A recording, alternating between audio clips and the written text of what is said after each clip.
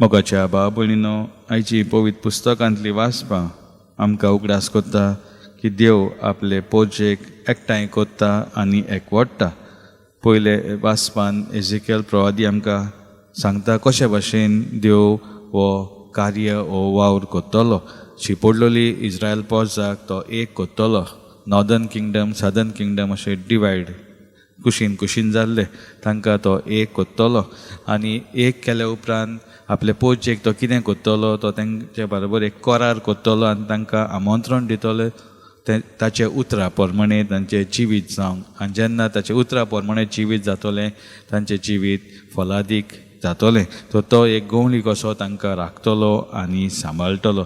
अशें आमी शुभ वर्तमानांनी पळयता कशे भाशेन जेजून हे आपले जिवितान आपले बापाचो कार्य करून दाखयलो.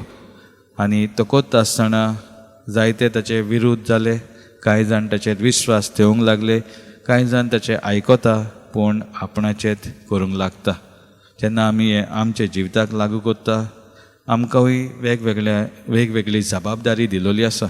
जावं आमच्या फॅमिलीन जावं आमी वावर करता थिंगासर, खास करून आमच्या फॅमिलीन आमी एकवटान जिवंक आमकां देव सदांच आमंत्रण दिता.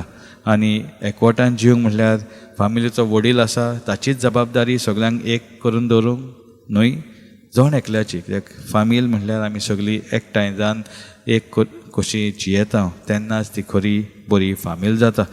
तो जे परी जेजू देवाची पोरजां शिपडलेली आसा तांकां आपल्या उतरा वरवीं म्हणजे प्रवचना वरवीं जावं आपले कार्य वरवीं म्हटल्यार तांकां पेकोणी दिवन वा भोगसणे दिवन तांकां आपली देवाची फामील एक कोत्तालो.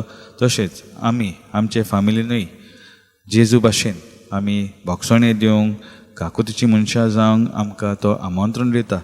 अशें कोत्ता आसतना आमकां खुबशे फावटी विरोधूय जावं येता आमचेच फामिलीनी आमी वावर करता थिंगासर.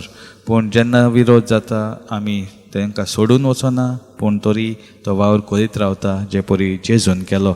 आनी जे परी जेजून आपलो खुरीस उबारून तो फुडें गेलो होच वावर करीत आमकांय आमचे फामिलीन जेन्ना असले कोश्ट आनी विरोध येता आमी तो खुरीस उबारून फुडें वचूंक जेजूचेरूच आमी नदर मारून ताचे कडसून ही कृपा आमकां मिसान मेळ्ळ्या पुरो म्हूण मागुया.